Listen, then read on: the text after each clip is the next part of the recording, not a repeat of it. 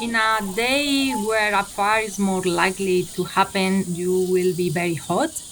You will be feeling very dry wind coming through your skin, and you will feel very low relative humidity. So it's a very dry environment. When it's so dry and so hot and windy, if there is a fire, it happens very quickly, and that fire spreads very quickly as well.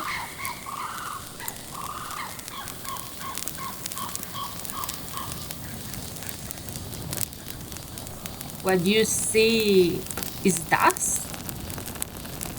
You can hear some crispy sounds of the leaves drying down. It's really, really hot, and the smoke makes you very difficult to breathe, and also it's a bit itchy in your eyes. Yeah, it's quite an intense feeling.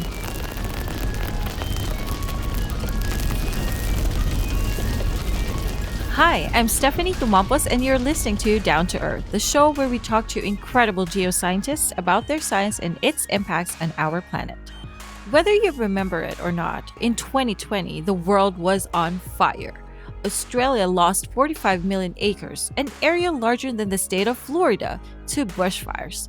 California had its first ever gigafire, which is a fancy name for a wildfire that single handedly burns up more than a million acres in one go.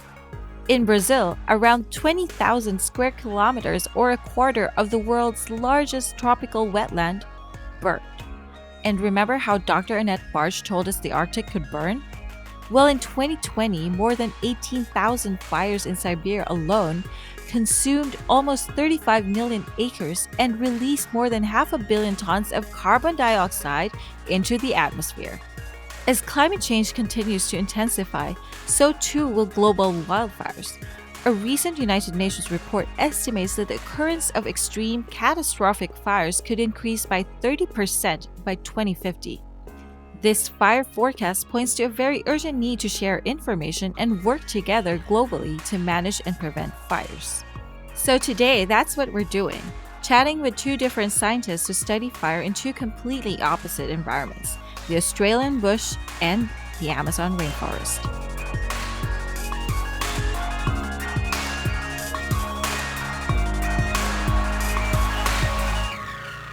Support for Down to Earth comes from the Inspire, Develop, Empower, Advance, or IDEA Committee of the IEEE Geoscience and Remote Sensing Society.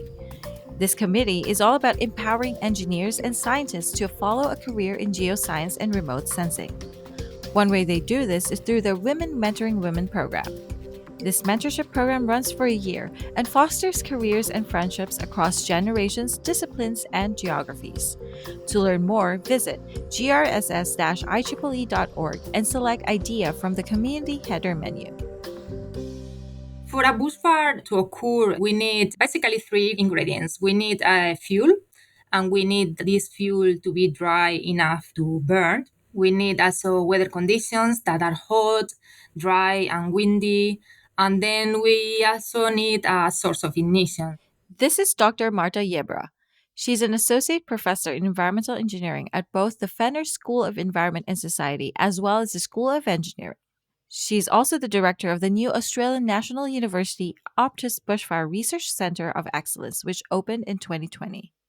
Bushfires have been part of the landscape for many years, and they normally occur with some specific fire regimes. But with climate change, these fire regimes are changing because climate indirectly affect many of these ingredients I previously mentioned. Marcia's expertise is in studying what's called the fuel load, which is basically the given amount of flammable material in a natural environment. Using remote sensing techniques, she creates maps that help decision makers react quicker to fire risks. Let's learn more. So fuel load is any kind of material that can burn, and in a forest fires is any vegetation, any standing vegetation, or material that is standing on the ground, like leaf litter, that can potentially burn if there is a source of ignition. There are many different remote sensing techniques and sensors that can track changes in fuel, And by fuel, mainly I refer to three different properties of the fuel. We talk about fuel load, that is how much vegetation or fuel there is in a specific area. Then we have the fuel moisture content, that is how wet or dry that vegetation is. And the other property we can monitor with remote sensing is the fuel structure. So, what's the arrangement of that fuel in a forest? For example, are there a lot of fuel layers in a forest that may facilitate the fire to propagate from the ground to the canopy? Or is a very simple fuel structure where we only have an overstory canopy and nothing underneath? So all these properties of the fuel are very important for bushfire risk and behavior, and they can all be monitored with different remote sensing techniques. And what kind of data do you use to track the fuel load? With optical data coming from remote sensing sensors as MODIS from the NASA or Sentinel-2 from the European Space Agency, can be used to track changes in moisture content. And this is because when the solar radiation hits the surface of the leaves of the vegetation, depending on how much water the vegetation have, there is more or less absorption of that solar radiation in certain areas of the electromagnetic spectrum. And when there is a lot of water, there is a lot of absorption in the shortwave infrared, that is a region of the spectrum. And therefore, there is less reflectance back to the sensors. And because of these differences in the way the vegetation reflects the solar radiation, you can then use some modeling approaches to convert the data coming from the sensors into fuel moisture content maps. Right. And I know this is probably an obvious answer, but how is moisture content linked to fuel load? Yes, so when the vegetation is wet, the amount of heat that needs to be transferred from the ignition source to the fuel to dry out all the water that is inside of the plant is a lot greater. So therefore, the ignition time is longer. So it takes more to ignite a fuel that is wet than it takes to ignite a fuel that is dry. And because it takes longer to ignite a single particle in what we call the fuel bed, it also takes longer for the fire to propagate. Because, yeah, every time it needs to ignite, let's say a new leaf, it needs to evaporate all that water that is inside the vegetation. So that's basically, in simple words, how fuel moisture content influence the flammability of the fuel. So, how accurately can you determine how the fire will burn? Yes, that's a very good question because, of course, once you have this information about the fuel, so how much fuel load there is in a specific area and how dry that fuel is, and what's the structure of that fuel or the arrangement, the vertical and the horizontal arrangement of that fuel, then you need to convert that into fire risk. So, how likely a fire is to occur given a certain fuel conditions, and there are a lot of different approaches to that end. But for example, in terms of fuel moisture content, there are some certain threshold values that explain larger fires and more fires. These thresholds or critical moisture content values are different depending on the land cover type. For example, for grassland, normally we have values that are lower than for forests, and we determine these critical values of moisture content looking at historical time series of fire occurrence coming also from satellite data, like the MODIS burned area product, and the fuel moisture content conditions during those specific fires. And looking into these two databases together, you can come up with those critical values that normally explain the larger fires or more number of fires in a specific year or location. Are there any monitoring centers in the country that watch these factors and then deliver warnings to decision makers? Yes, definitely. Of course, at a national scale, we have the Australian Fire Danger Rating System that has been recently updated. We were using in Australia a very old system that was developed in the 60s. But this year in September, we are going to implement a totally new Australian National Fire Danger Rating Index. And then, yes, there are different systems that monitor different components of all these ingredients we need also for having a fire. In terms of the fuel moisture content, that is specific expertise, we developed the Australian Flammability Monitoring System.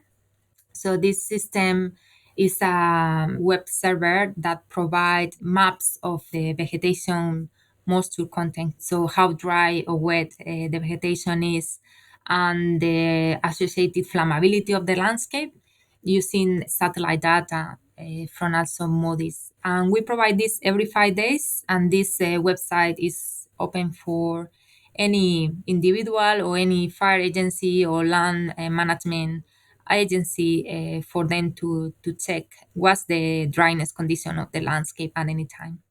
The Australian flammability monitoring system sounds like it would be a very useful tool for decision makers when it comes to fire prevention. I mean, if they know an area is extra dry, they can keep an eye on whether ignition occurs in that area. And now you're working as the director of the Australian National University's Optus Bushfire Research Centre of Excellence. Can you tell us more about the center? Yes, sure. So the aim of the center overall is early fire detection and extinction. And we decided to focus in this area because during the 19 and 2020 bushfire season in Australia, that you may remember because of the news that it was very catastrophic and unprecedented, we realized that there was a lack of availability to track and do first attack in those fires early when they are small and very easy to control.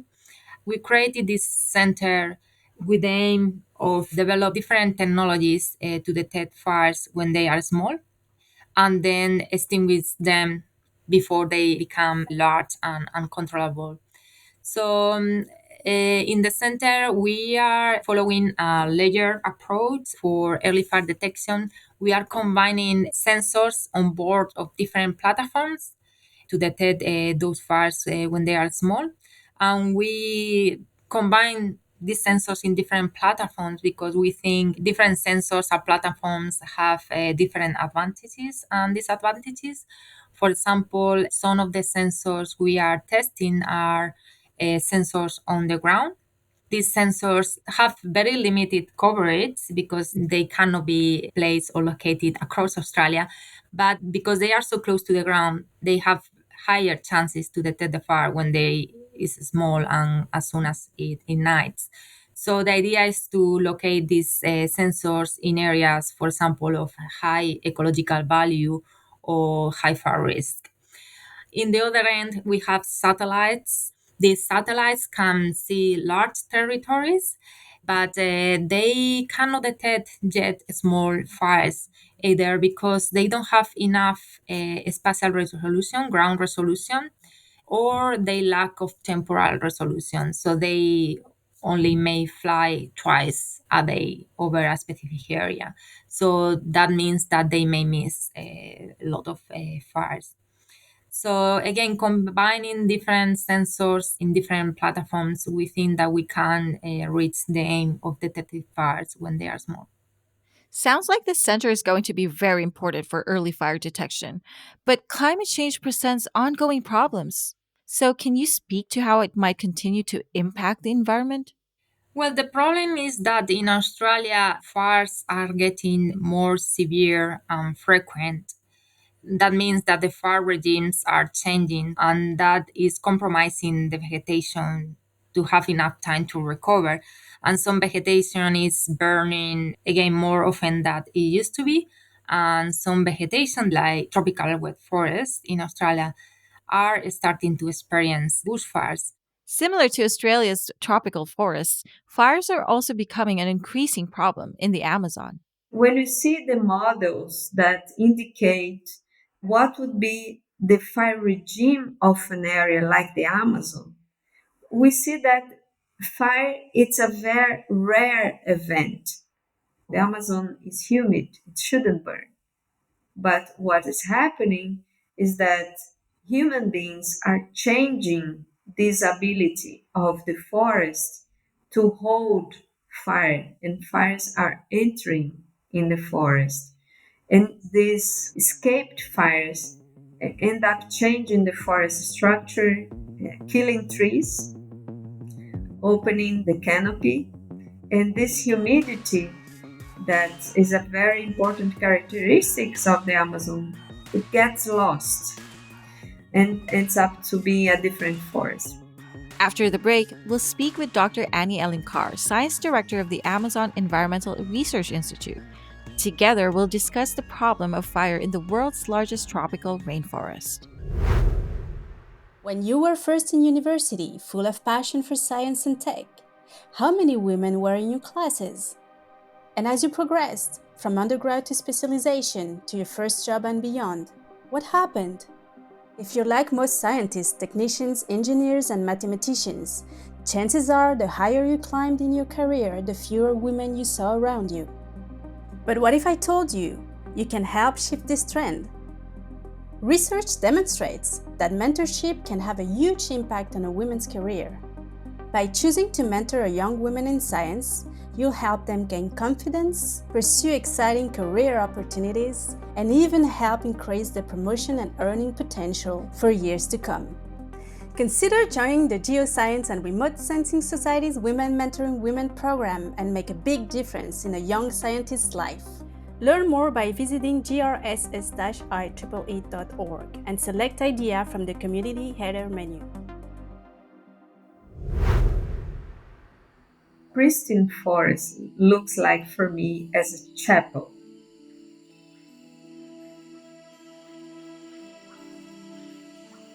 The trees are tall and the understory is also a little bit tall. So you don't have a lot of seedlings and you can almost walk through.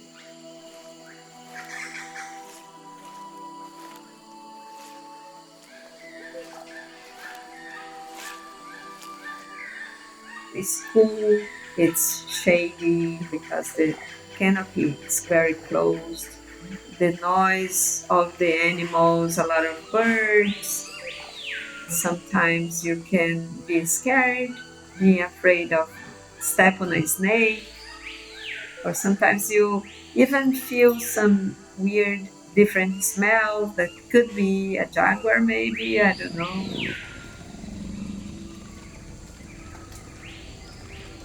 But because of fire, these areas have a lot of thorns, plants that have thorns, a lot of ants, and that was not very pleasant. Welcome back. Today, we're talking about the causes and impacts of fire on two completely different ecosystems, the Australian bush and, as you just heard, the Amazon rainforest. In the first half of the podcast, we spoke with Dr. Marta Yebra, director of the new Australian National University Optus Bushfire Research Centre of Excellence, about fires in Australia. Marta taught us about fuel load and how satellites are used to measure three different properties of the fuel, including the amount of vegetation in an area, the moisture content of the vegetation, and the fuel structure, or the layers of vegetation in an environment. As she shared, being able to assess fuel load and detect fires early is super important for Australia, particularly as fires continue to increase in frequency and severity. Unlike Australia, where fire helps the ecosystems to regenerate, fires are not a natural occurrence in the Amazon. And yet, as you'll hear Dr. Annie Ellen Carr point out, they are becoming more frequent all because of us humans. I'm Annie Alenkar. I'm a science director at IPAM, the Amazon Environmental Research Institute. I have been working at IPAM for the past 26 years. I coordinate different research within IPAM. Those research include the impacts of land use change on ecosystem services. We have also some research dedicated to smallholders, indigenous peoples, rubber tappers, and how they are dealing with climate change. And we are starting a new, how can I say, theme of research in my team, which is dedicated to understand the economics of the land use in the Amazon. Before we get into the details of your research, I want to know what got you into this work on the Amazon? Well, I'm from the Amazon. So I was born in Belém, which is one of the biggest cities of the Amazon, the Brazilian Amazon. And I was always curious about how the rivers were formed and how the forest was, what the difference within the forest. And I was very curious about all of these things, and I loved maps. During the undergrad in geography, the disciplines that I liked most were the disciplines linked with cartography, remote sensing, spectroscopy. And during my internship with the group that formed the PAM, I started to get used to work with with satellite imagery. It blew my mind, and I got addicted in a way, you know. So from there, it was just curiosity, and from that curiosity came the passion for changing the world, the passion to contribute to conservation efforts. So I should say that. This is more or less what brings me here. So today I'm a scientist, but I'm also an activist. I don't see both things separately. I like how you said passion for changing the world, but the world itself is also changing.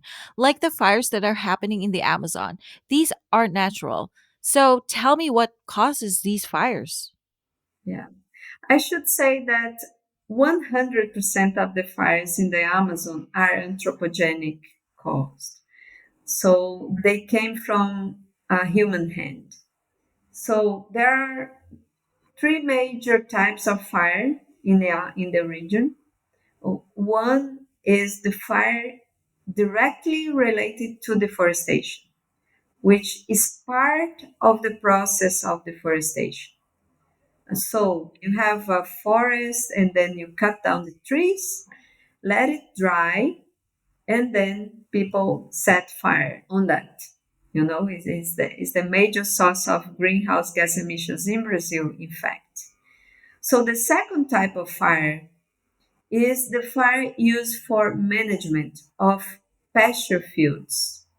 That is related also to deforestation because in the Amazon, natural pasture fields, natural grasslands are very rare. So all the pasture fields are planted, which means that people had to chop down forests and convert it to pasture fields. So once these pasture fields are implemented, people use fire to manage these pasture fields. And this fire commonly escapes to bordering forests and start wildfires. They don't go further because the forest is humid, but once they reach the first meters of the forest, next year, when that landholder will set fire again to clean the pasture, that fire goes further. And that starts a process of degradation of the forest. The third one is the forest fires, which only happen because people set fires in the deforestation area and also in the pasture fields. So these fires escape and get into the forest. So one is the deforestation fire, is the fire that follows the process of deforestation. The second one is the pasture management fire, the fire used to clean the weeds from bad managed pastures. And the third one is the forest fires that happen because the fire escapes from the deforestation fire and also the pasture management fires, and they escape to bordering forests. I can't believe it. So yeah, it's really all our fault as humans. We are responsible for this one. And you said that when the Amazon burns, it changes the ecosystem. So what do these ecosystem changes mean for us in terms of climate change? This is a very good question. Fires in the Amazon, they represent the main transformation of carbon that is released to the atmosphere and creates climate change. When we talk about the Amazon, we talk about the importance of the forest to the energy balance of the planet. More than having this huge biodiversity or storing lots, tons of carbon, the Amazon also produces a lot of water. And this water is very important, not only for the region, but to balance these climatic systems. People don't think a lot about the Amazon as a source of water to the globe. The trees are releasing water daily through evapotranspiration. When the trees are chopped down, we lose this ability to pump water from the ground and release it to the atmosphere. So we have double impact on climate change. So the release of carbon from the trees to the atmosphere will contribute to global warming, and also the ability to not release water will impact the rainfall and will exacerbate the sensation of warming. Wow, I was definitely thinking about the impact of released carbon on the globe, but for some reason, it didn't occur to me that the Amazon also helps regulate water cycles all over the planet. That's a really big deal. Exactly. The Amazon shouldn't burn. So, what we need to do for the Amazon is to change the way people use fire in the Amazon. We have to use techniques that manage better the pasture just by rotating the cattle herds and not doing overgrazing, for example. When you do overgrazing, what happens is that the soil start to be exposed and the weeds come. So when the weeds come, you either have to put some poison to kill the weeds or you burn. So we need to invest in good practices and also we have to reduce deforestation. Well, how do we do that? Does this relate to your work in the economics of land use change in the Amazon? Yeah, I'm part of a group of initiative called Map Biomas, which is an initiative to create land use and land cover maps for the entire Brazil. The satellite images, we can see all the processes that take to, for example, land use change and that lead to deforestation, conversion of forests to pasture fields, and also we can see where are the conservation areas, for example, indigenous territories and the other protected areas that are facing pressure by mining and things like that. So I think remote sensing products are very important tools for us to capture these dynamics of the landscape. What is changing in the landscape? Where are the high priorities for intervention in order, for example, to reduce deforestation? So that's why in my work, we use a lot of this expertise. So, for example, we generate a lot of policy briefs to help engage politicians, or we create some analysis that we help indigenous leaders to position themselves in order to say that we don't want this, we don't want that, we want to protect our land in this area here because it has been invaded. In a process of thinking about what to do in terms of reaching sustainability in the Amazon. And I'm going to give you a single example of that. Recently, we launched a report that got the tenure categories in the Amazon, and we identify that 51% of everything has been deforested in the past years in the region is happening in public lands. And this is very important because part of this public land is undesignated lands, which means that part of the considerable part of the deforestation is happening because people are invading public lands that were not designated to a specific use. Basically, this is illegal deforestation. So it can help the government in a way to think about the ways to deal with deforestation, this type of deforestation, and where this type of deforestation is happening. So, in your view, what can we do now to better manage fires and degradation and support conservation in the Amazon? I think the entire society needs to engage in conserving the Amazon. And when I'm talking about conservation, Amazon conservation, I'm not talking about putting a fence and not using the resources. I'm talking about having a better way to interact with nature. And everybody has a role on that. We all can do something about it.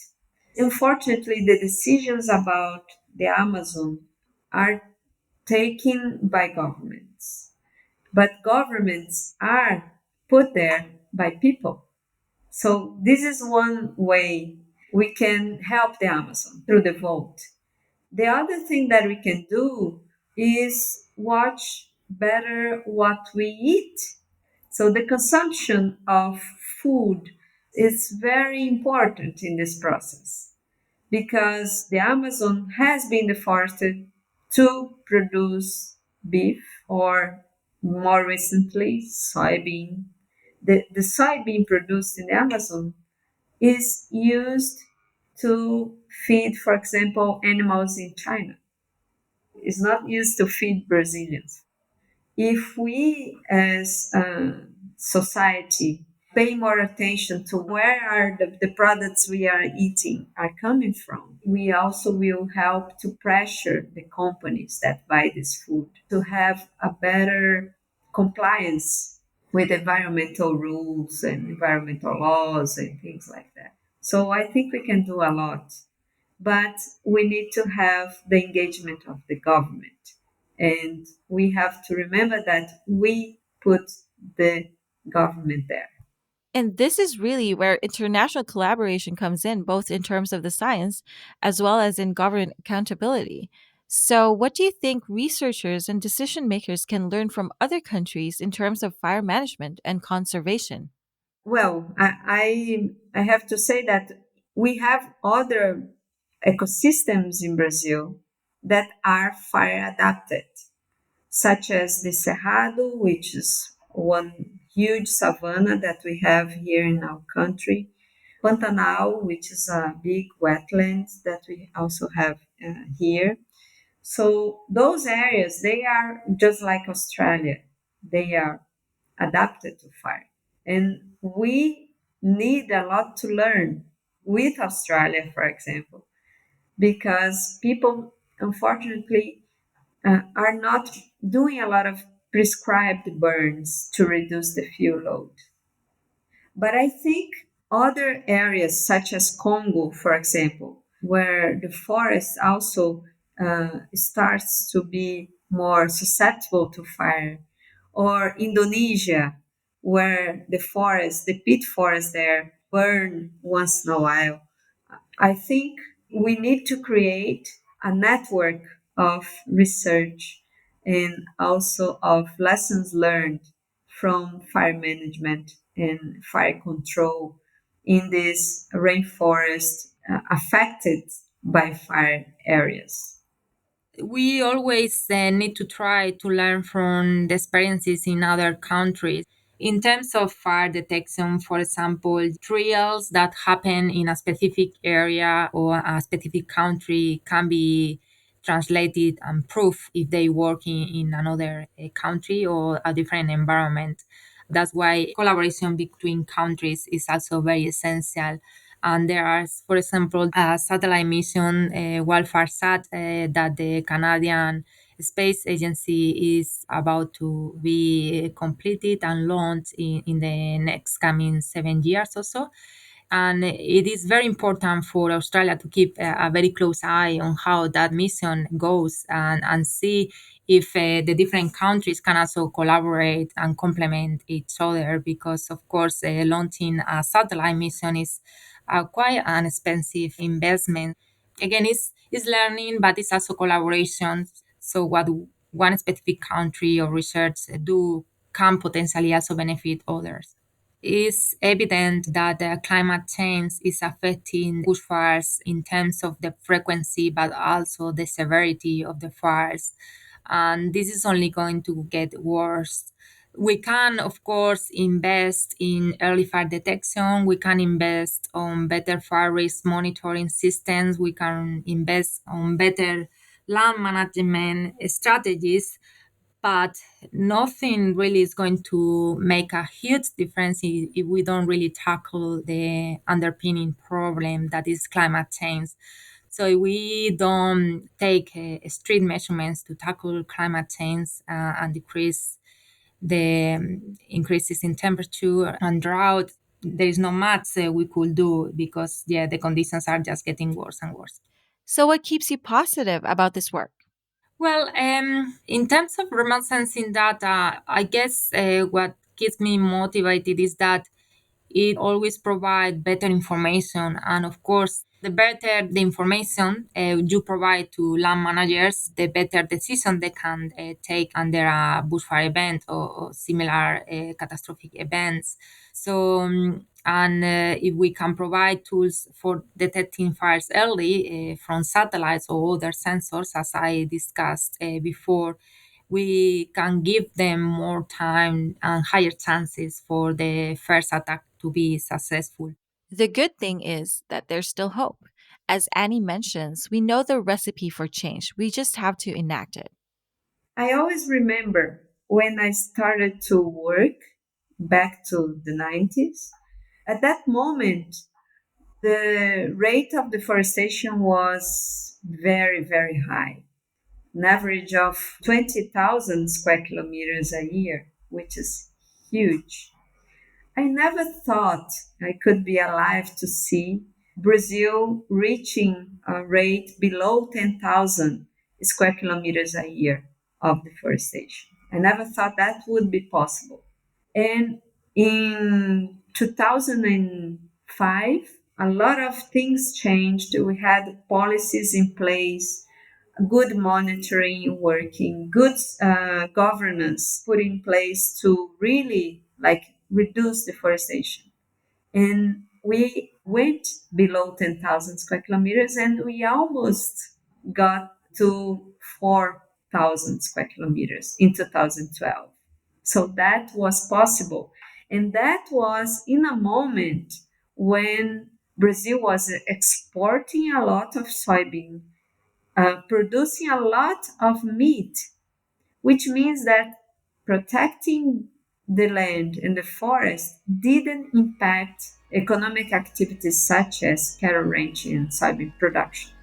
Because of that, I think that it's possible to come back because we know the recipe. We need political will.